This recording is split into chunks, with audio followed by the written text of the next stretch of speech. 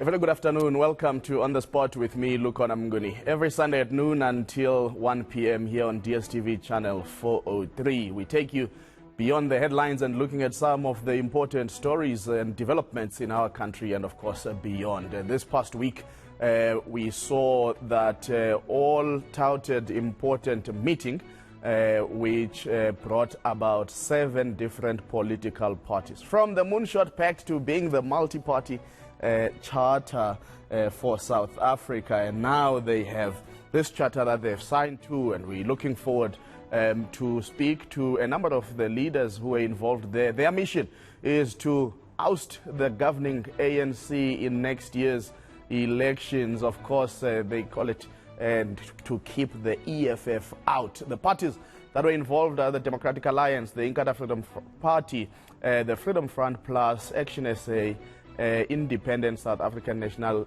Civil Organization, and United Independent Movement and Spectrum National Party. Well, I am joined in studio by the UIM's Mr. Neil de Beer, and of course General Bantu Olomisa, who was not there. He's with the UDM, not UIM. And of course, the IFP's Mr. Velengosini Hlabisa joins us on Zoom, as he couldn't be with us here today. Perhaps, Mr. De Beer, let me start off with you, just to get a sense of your reflections as to, in lay speak to South Africans, what is this multi-party charter, and how soon did it take for you to get to this name? I remember when I interviewed Hamed Mashaba here, he was quite clear. The Moonshot Pact will be in the political dustbins of history, and of course now you've got a new name. What is this? If an ordinary South African asks, I think before I say that, I just want to, after this, talk to General Holomisa, because I think many UIM people voted UDM. So I want a caucus. Thank you. I can just summarize it in one. There's no doubt in this country we need change. And I think we are not alone. But the vehicle and the format of change has never been discussed. At the end of the day, I absolutely say it is a numbers game, and we mustn't equate it to anything else. This country cannot last any more, one more dispensation, because collapse is already here. It will just further collapse. The ideology is new. Coalitions are not something this country has ever attempted in success. But I think the country's mood, the attitude of the world, is demanding that we come with a solution. And that solution, the only solution, is that a multi-party grouping comes up and forms the alternative on the menu for the South African electorate. And the Moonshot Pact, which was obviously muted by one party, has evolved now into a multi-party charter where we don't all agree on the same thing, but we agree on one principle: change must come. Change must come. Now, Mr. Hlabisa, I want to bring you in here because, I mean, in KwaZulu-Natal, you've had a number of, different arrangements with coalition governments, whether at provincial level, local municipality level, and so on.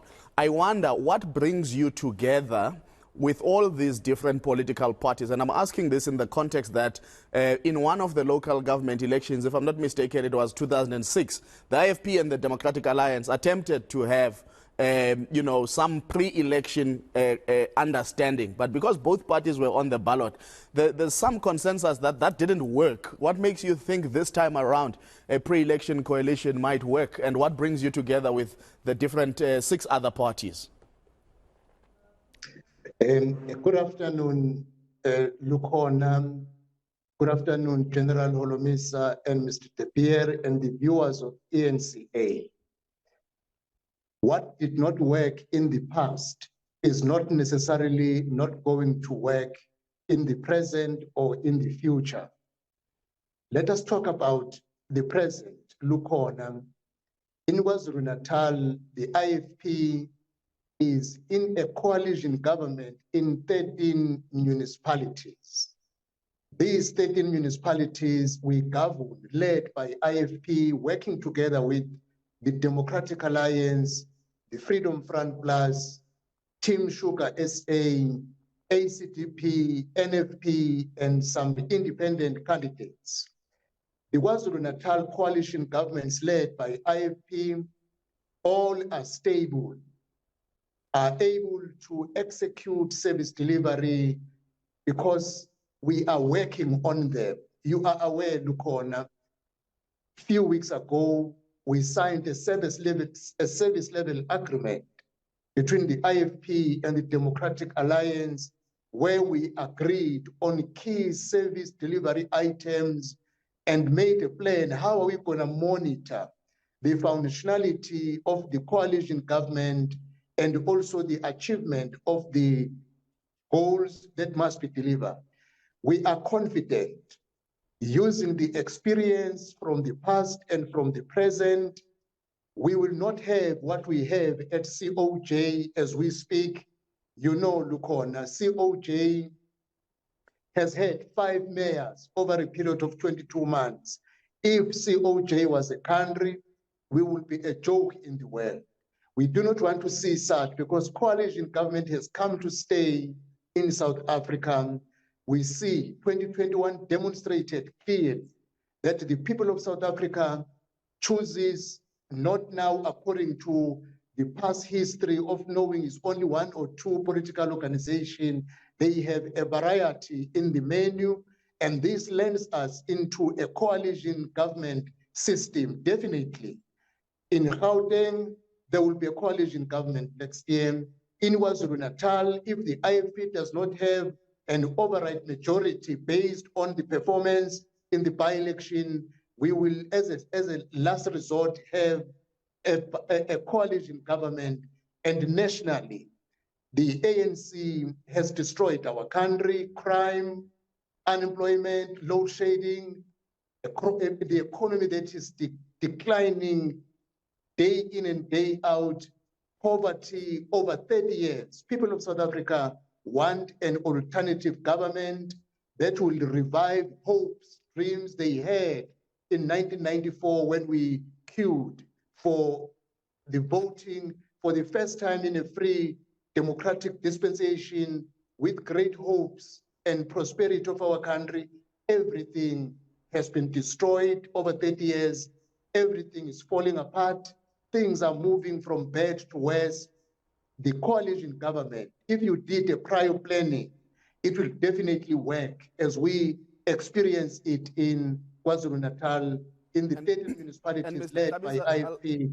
Mr. Hlabisa, I'll come back to some of these top priority areas that are reflected in the charter in terms of exactly the things that you are going to do and the things that you are planning around, from crime and so on, the economy, infrastructure. I'll come back to that. General Olomisa, I mean, some people would have seen you as a natural fit to have been part of this gathering because you have been at the forefront at times, particularly in Parliament, organizing opposition parties, making sure that there's ongoing conversation, just to get leaders to spend time to each other, even bringing, outsiders to address your colleagues and yourselves. Some people might say, why were you not part of this, and why do you feel that the UDM can continue to go it alone?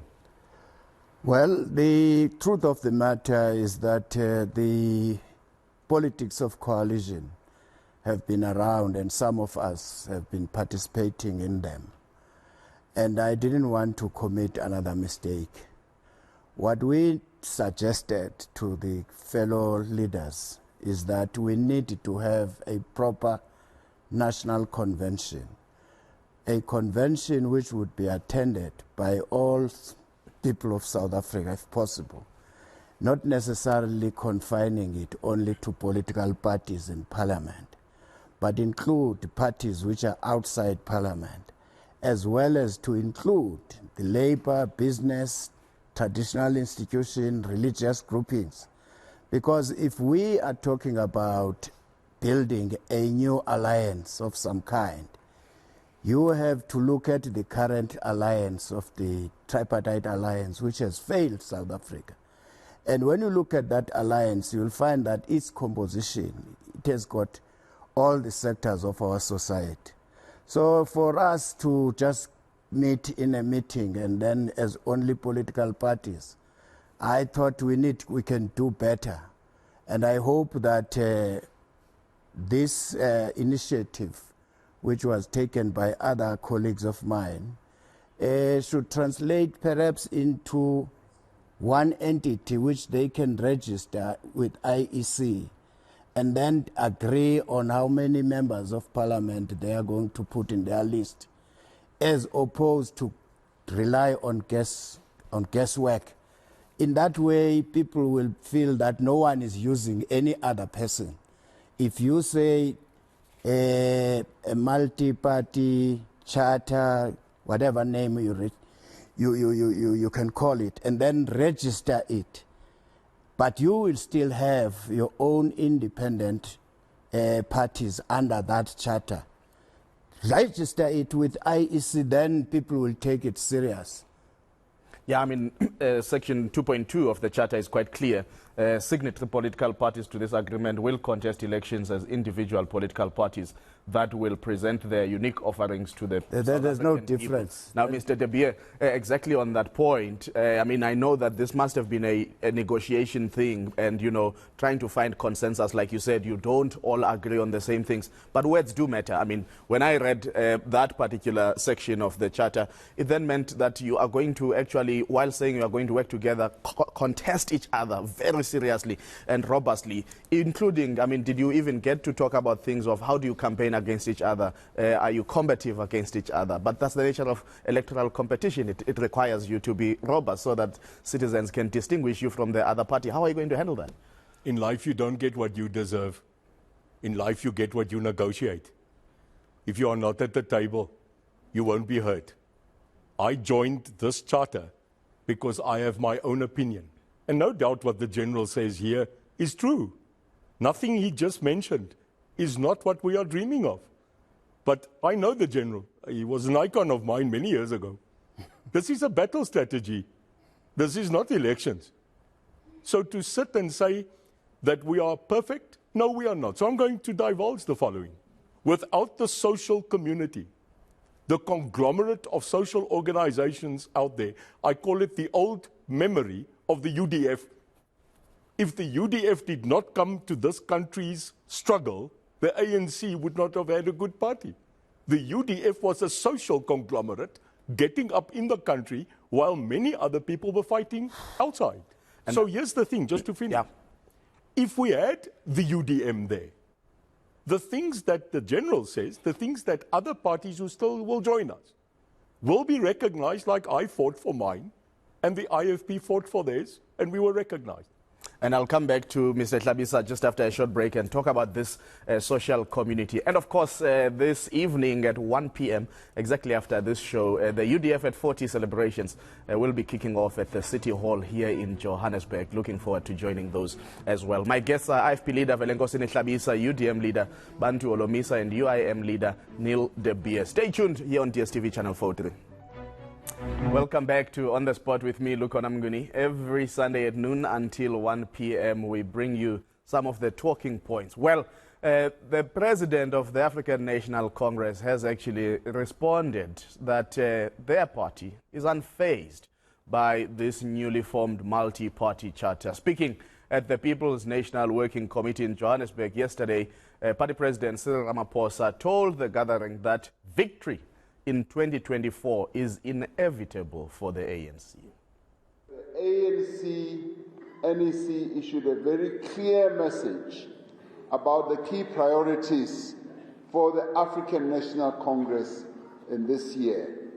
And these are key priorities that are going to enable us to win a decisive victory, which is inevitable, which is coming. Whether they like it or not, that victory of the ANC is coming. Whether they form moonshines or moonshots or whatever they do, that victory is coming. Well, President Ramaphosa, they're quite jolly, saying whether they form the moonshine, moonshot, whatever, that victory is coming. Well, in 2016, the confidence was there and they still lost some of the major metros here in the Gauteng province. So all these things are quite relative. Mr. Tlhabisa, we spoke a bit about, you know, the need for this civil or social community. And Action SA had actually raised this as well prior to the meeting, that, you know, you need to go beyond just casting the net on political parties and their fortunes. And I read this morning quite an interesting opinion piece by Lindiwe Mazibuko in the Sunday Times, where she says, you know, we must be careful where parties are just concerned about themselves and carving up, you know, power for themselves, but leaving the voters behind and almost not feeling the pressure of the voters. What is on the cards for the multi-party charter to actually bring in civil society? The statement that was issued a day or two before your meeting mentioned that you are reaching out to civil society, but there was no civil society in sight at Emperor's Palace. Thank you very much, Lukona. Firstly, I agree to a greater extent with General Holomisa, as Mr. De Beer has indicated.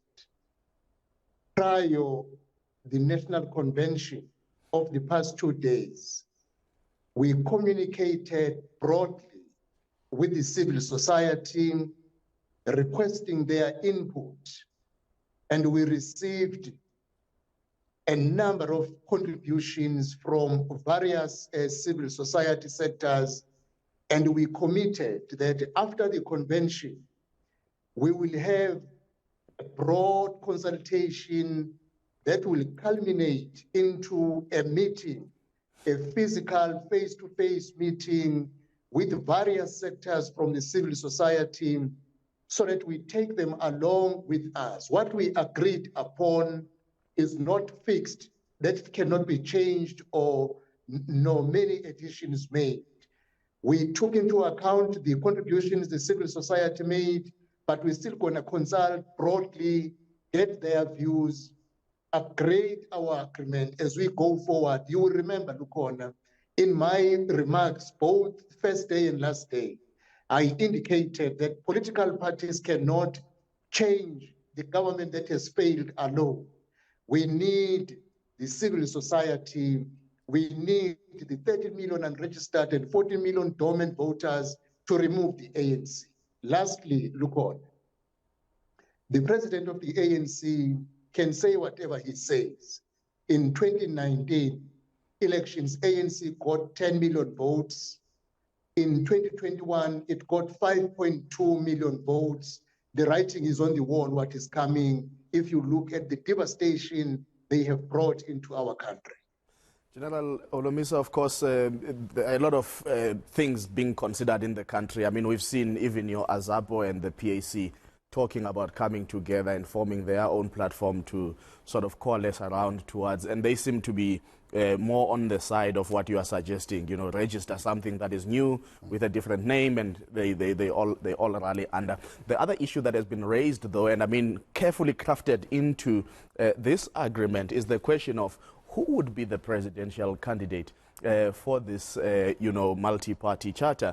And the statement is quite clear that just because a party might have the majority, it doesn't mean that that majority party must take up the presidency. It must be a person fit for purpose that the parties agree on, and that the party with the majority would then take up the leader of government business, which traditionally in South Africa is the role fulfilled by the deputy president, but any member of cabinet can be appointed to do that.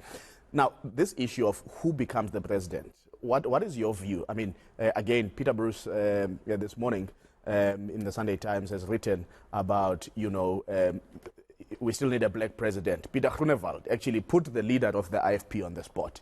That he would go into that meeting supporting that Mr. Hlabisa be the face of this agreement. What's your view? Do they need to have a compelling face that they can put to South Africans, and South Africans say, yes, we trust this leader to take the country forward? Well, the truth of the matter is that you still need political parties to be part of that package. People who understand the passage of the struggle. It's too early to just choose anybody who doesn't have the background of the history of South Africa. In fact, if you want to attract more voters away from the ANC, you will have to be careful, think many times. I fully agree with Groenewald. It might not be easy or it's too early to appoint, for instance, Steenhuisen as the president of the country. But who knows? It would depend on the negotiations. When they negotiate in that pact, what is Moonshot Pact, so they can choose each other or whatever. But the voters of South Africa, the majority citizens, are looking for a leader or a party or a coalition partners who would take these people back to the promised land, take the people back to the original agenda. The original agenda was to improve the quality of life for all, not for few. So for President Cyril Ramaphosa to say the opposition is daydreaming to take over from them, unless we address as opposition parties, we address the control of the elections, that is the IEC, which is run by the ANC, which is run by their coalition, their alliance partners as presiding officers. If we don't address that part, then Cyril is correct to say, to be confident that he is coming back. So, and I mean, you raised this point at the National Dialogue on Coalition Governments about the need to really place some focus on the IEC. But Mr. De Beer, I mean, this issue about leadership is an important one, and it's an important talking point around this multi-party charter for South Africa, because some people see this as an initiative by the Democratic Alliance that has been unable to attract ANC voters, or what we call lapsed ANC voters. In actual fact, lapsed ANC voters tend to choose to stay at home rather than go make a different choice on the ballot. What are you doing to respond to that? Because in order to collectively get this 50% plus one, you've got to be in your mix, attract ANC voters or lapsed ANC voters that are on the voters' roll, rather than be hopeful that there will be this mass influx of people who will register for elections and then they will turn out and make different political choices. I think just an opening statement, the president of the ANC must be confident, because otherwise he's in trouble. You know, I'll rather be on the moon than sit in Pala Pala myself. I'll go for it. And moonshine is a drink. They'll have a lot of it in the future. My opinion, plain and simply, is as follows. You just heard from the Honorable Tlhabisa the absolute reversal of the vote count of the ANC in the past 10 years. It is a fact. It is not a rumor. Our alignment means that people that voted for a political party in the past will very shyly change their vote to go to another entity very easily. We know this. So that's why the figures that are muted is we bring what we bring. But here's the thing that no one wants to even look at. There are 27 million people in this country that are eligible to vote, that didn't want to go vote, because there was no alternative choice. And here we are today with new parties like Action SA, UIM, SNP, Isanco, coming to the table and saying, here's an alternative. And just on that, if somebody were to ask you, what do you bring to the table? If you have no seat, no constituency tested, what would you say you bring to the table? Because some people wonder about, new parties, as it were, whether or not they will make any desirable impact.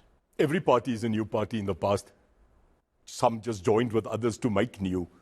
I am not afraid of new. I come from new, but I have lived in the past. Sorry, that's the problem in this country. We always live in the past. We must never forget history, but we must move on. But we've got to recognize it. But from my point, what new parties bring is a new breath. We have watched the old parties for 30 years, and we are saying to each other, we don't want to replace them. If value can be added, I've got a good charter. I've looked where they stuff up. I'm just fixing it and taking their voters. General, you want to respond quickly before we take an ad break? No, I wanted to address this question of leadership. Yes. You have here some polished leaders. Some were even people like Mosenekes and others. We need somebody who is going to lead South Africa out of this quagmire. We are in trouble. So, but you have to look at people with credibility. We need to do a little bit of search, not just confine yourself to the current leaders in parliament of political parties. But if we are talking about building a proper South Africa, let's go and look for someone who has been tried and tested. There are many. Well, it's going to be an interesting conversation in the build-up to the 2024 national and provincial elections. There's no doubt that there's a bit of panic about a world that awaits South Africa with the ANC losing its dominance. No longer shall it be that going into an election, it's almost automatic who will be elected with a 50% plus one majority. But will opposition parties make tactical blunders, or will they make opportunity of the moment? Stay tuned as we unpack the conversations from the multi-party charter for South Africa that took place this past week. A very good afternoon. Welcome back to On the Spot with me, Lukona Mnguni. Every Sunday at noon until 1 p.m. This past week, 7 opposition parties came together to form the multi-party charter for South Africa. And their mission is to get the ANC out of government and keep the EFF out in the next year's election. So I am joined by IFP President Mr. Velenkosini Hlabisa, of course, the leader of UIM, Mr. Neil de Beer, and the leader of UDM, General Bantu Holomisa. Of course, General Bantu Holomisa was not there, so he's giving us the voice of an outsider looking in. Babu Hlabisa, let me just come quickly. I mean, it seems like your work as political parties is cut out insofar as now reflecting on the outcomes of the multi-party charter with your structures. Yesterday, we received, and you can confirm whether this is true or not, but a letter purportedly written by the National Secretary General of the IFP Youth Brigade, effectively saying that this pact goes against the declarations of the National Executive Committee of the IFP, and therefore proposing that you withdraw the declaration, or alternatively withdraw from the multi-party charter, and therefore also issue a media statement or call a press briefing. How difficult is it going to be to take your structures along in this process? Yeah, thank you very much, Lukona. It is not going to be difficult at all. The IFP is already in a coalition arrangement with the Democratic Alliance, Freedom Front Plus, and other political parties in KwaZulu-Natal. You know, the letter you are referring to, young people are always young people, and some of them behave like young people, even if they hold key positions in their structures. That was premature for them to write that letter. That person sits in the NEC, which is meeting tomorrow. He knows that we are meeting tomorrow. We will present a report tomorrow. There was no need to write any statement, no matter how he feels or with a particular group they feel, because they have an opportunity. We were with them in the NEC on Monday last week.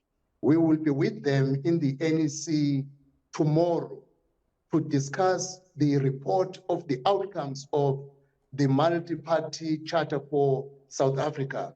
So now, young people will always behave like young people sometimes, and even irresponsibly. But Mr. Hlabisa, let's take forward a bit of some stuff contained in that letter, because I think it's, like I said to Mr. De Beer, I think words do matter, and they seem to take issue with the positioning of the charter in that it rules out cooperation with the ANC and the EFF and those who are seem to be close to them. And the point that the young people are seemingly making within your party is that previously you have been in a coalition with the African National Congress, and just recently, not too long ago, after the 2021 elections, you were in a coalition with the EFF, and they seem to be challenging this idea of closing the door to some political parties. How do you respond to that?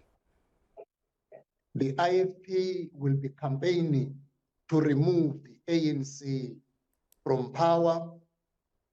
In the by-elections, our campaign is to remove the ANC from every wards that we are contesting. There will be no compromise on that one. The ANC has failed our country.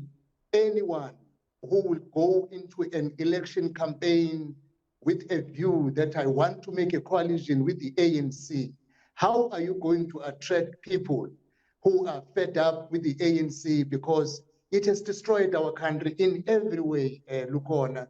That this is known by everybody. Unemployment, crime, load shedding, the list is too long to indicate.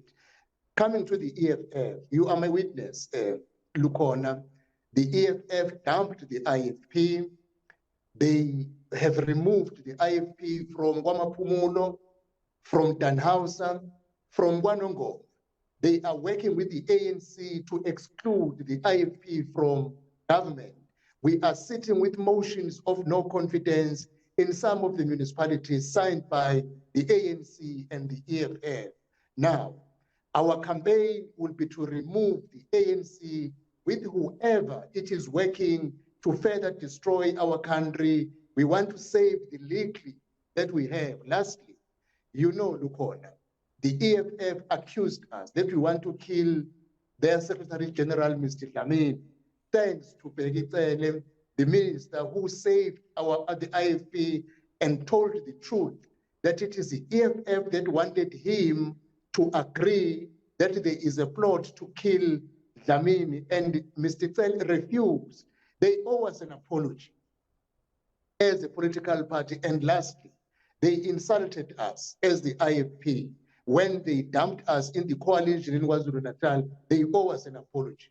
If they can pass that passage of apologizing to us for what they have done to us, then it's another story. But as it stands, they are on the side of the ANC, which is killing our country.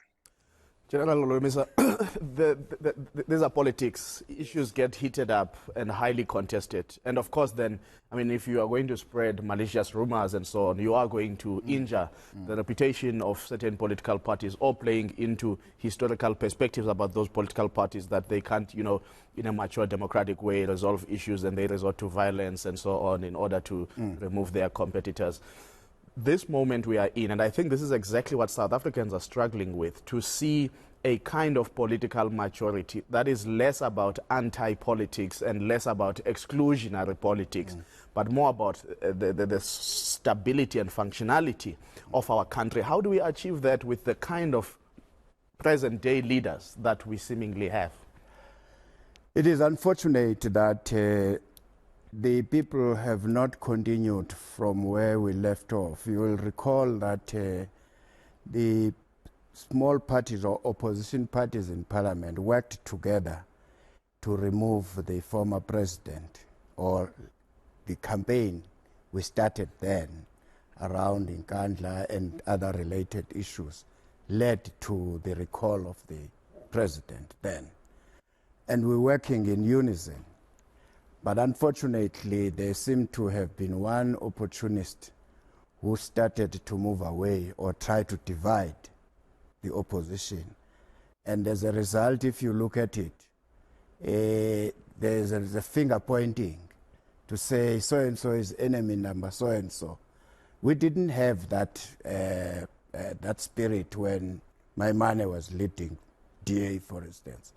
But of late, there seems to be politics of separation or of antagonism of some kind, and antagonize certain parties.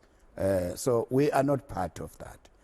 And I hope that sooner or later, they will stop doing that, because this is not displaying maturity, and they are not honest. DA and EFF were working together. I chaired that session in 2016, where you had EFF on the far left, called Freedom Front Plus on the far right, and said, guys, let's sit together. Here, if a pipe has burst, it has not burst only for hardline socialists or capitalists, but it has burst for everybody. So let us depoliticize local government. Now we are talking about possibly having coalition at national level this time around. I don't think still people must say we cannot work, put conditions, because the voters are going to force us to work together. You go to countries like Germany, you'll find that the Christians would work with the hardline socialists to form a government. The key here is the message which will be saying, yes, the current government alliance partners are not doing well. What can we do to improve the situation? Yeah. We're not going to start from scratch. Let us not mislead people. And Mr. De Beer, I mean, when I talk to some voters, they say, stop telling us about the ANC. We know about the ANC.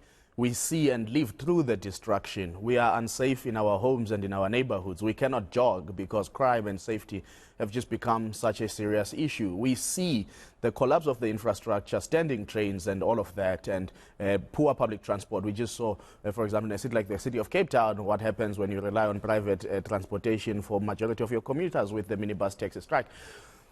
What is the vision that you are selling to South Africans? You said change is coming, but what is that change?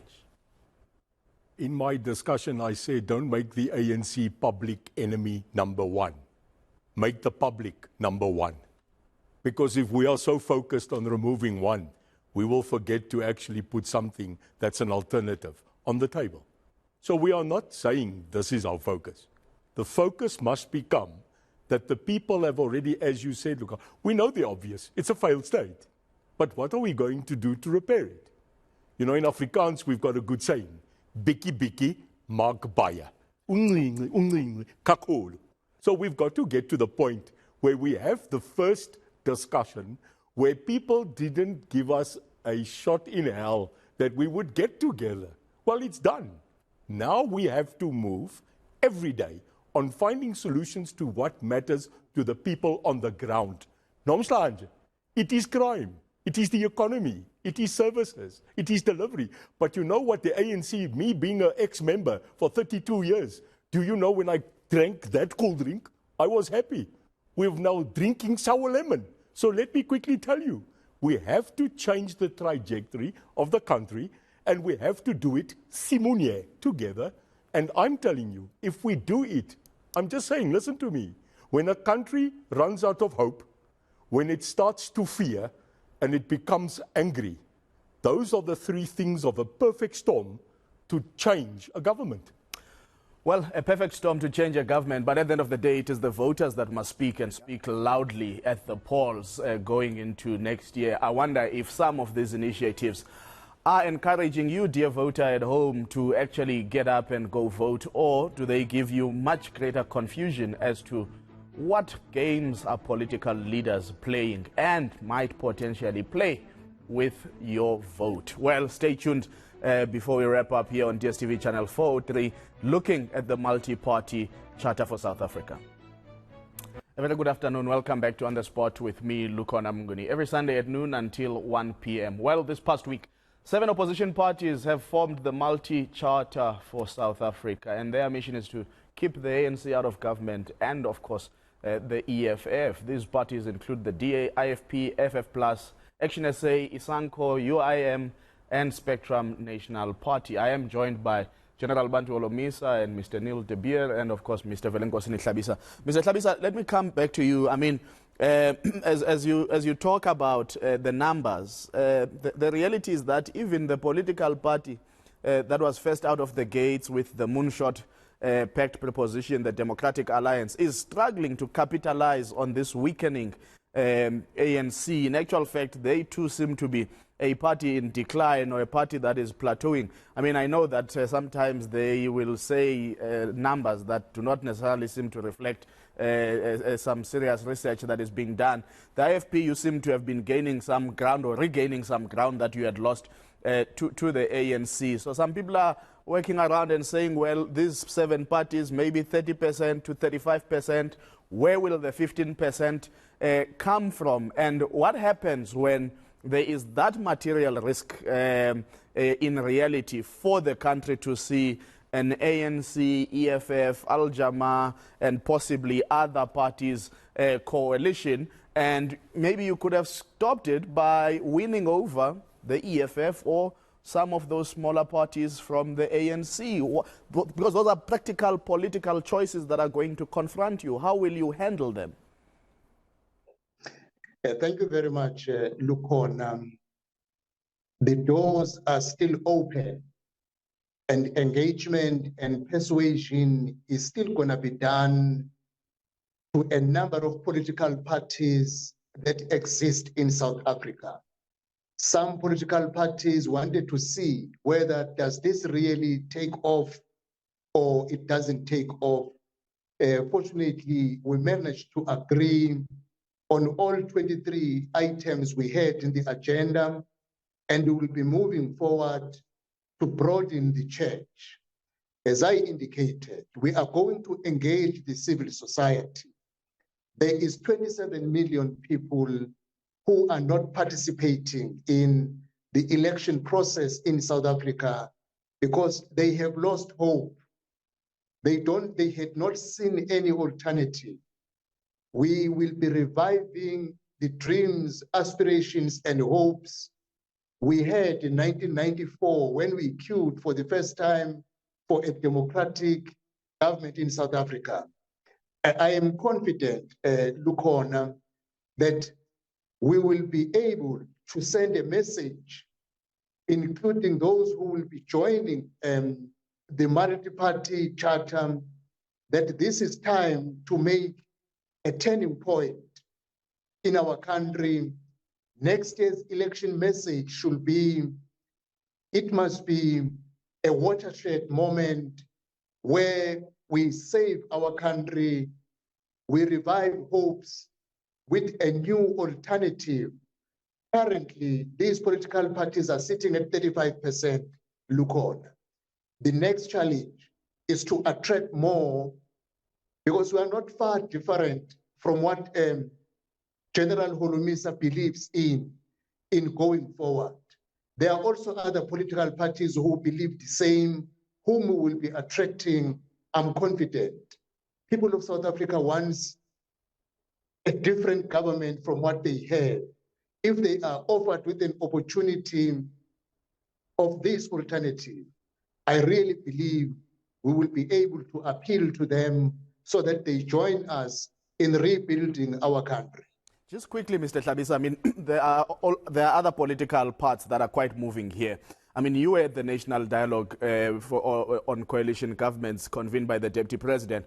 And in that dialogue, some parties raised suspicion that in actual fact, the dialogue was a setup to just, cement a backroom deal for the DA and the ANC, because the introduction of the so-called electoral thresholds, what they mean is that of the 14 political parties represented in Parliament, if you introduced a 1% threshold, 9 of them would not be represented because 9 parties are below 1%, and that would leave 5 parties in Parliament to actually cobble up some form of government and so on. So the point is that there seems to be some different suspicions among some participants, even in your own initiative, that the DA may still well be having conversations with the ANC or possible conversations. Of course, some in your own political party still argue for the IFP and ANC reconciliation. How do you balance all of those acts? Because it seems the ANC is somewhat an indispensable part of this conversation. Yes, the ANC may be indispensable part of the conversation, but the unfortunate thing, the ANC has destroyed our country. It will be a very difficult scenario to get the ANC recover from what it is and become an instrument in rebuilding what they have destroyed. We have engaged the DA as a collective, and the DA have given its assurance that it is committed in ensuring that the multi-party charter achieves 50% plus 1. Then if we do not achieve 50% plus 1, it is a different matter, Lukona, because we will not be in a position to form a government. Then it is true, the history between the ANC and the IFP draws us closer, because the IFP was formed upon the principles of the ANC as propounded in 1912. But that does not mean that we will have to stick or follow the ANC, even if we see that over a period of 30 years, they have destroyed our country. The reason why, therefore, we want it to be removed is that we want a new government that will come with a solution to the challenges we have. And the reaction of the South African people, as I'm saying, in 2021, ANC got 5.2 million votes out of the whole population of the country. The writing is on the wall. People need a different government. General Olomisa, quickly before we run out of time. Some people have argued for a government of national unity. Some people are saying, would the country be stable if the ANC is not part of the mix? What is your sentiment? I foresee that there will be three mainstreams here. ANC and its alliance partners. You have this, what do you call this? Multi-party charter. Then you are going to have possible a third arrangement, which is led by people who call themselves as on the left. So that would be decided after elections as to who has got more votes but not have won the elections and which one will invite who. So this pre-election arrangement is it's not going to work. But once these three will be DA-led, ANC-led, and another one, which would include workers, some political parties, former liberation movements. That's where now we will begin to talk real politics in South Africa. So, Mr. De Beer, it seems as if as much as you may have trashed out over 2 days, I mean, an important initiative starting point, the road ahead is still very bumpy. You know, a guy called Michael Louis told me one day, don't find what we differ on, find what we agree on and build. No doubt, it is going to be a very hard road. No doubt, putting people in one room that have differed. You asked a very important question. Are we going to fight each other? Are we still going to go and elections with? Yes, we are. We have agreed that we can be independent, but collective. One thing, you can actually challenge another person if you do it constructively and not breaking it down. The biggest challenge we have as this new multi-party charter, funny enough, is communication. We must communicate with each other and communicate to the rest of the country. And you are right, the general is right. Let's go to the ballot box together and give the voter a new menu in a new restaurant. Well, a new menu in a new restaurant. IFP leader, Velenkosini Hlabisa, thank you so much. General Bantu Olomisa of the UDM, thank you so much. Neil De Beer of UIM, thank you so much. Well, time is always the enemy. Here on the spot with me, Luke Onamguni. This afternoon, all eyes are turning to the City Hall in Johannesburg, where the commemorative event since 40 years of the founding of the United Democratic Front will kick off. And do stay tuned here on DStv channel 403 to get rolling coverage of that event that's going to last, I think, about 4 hours, the program indicated.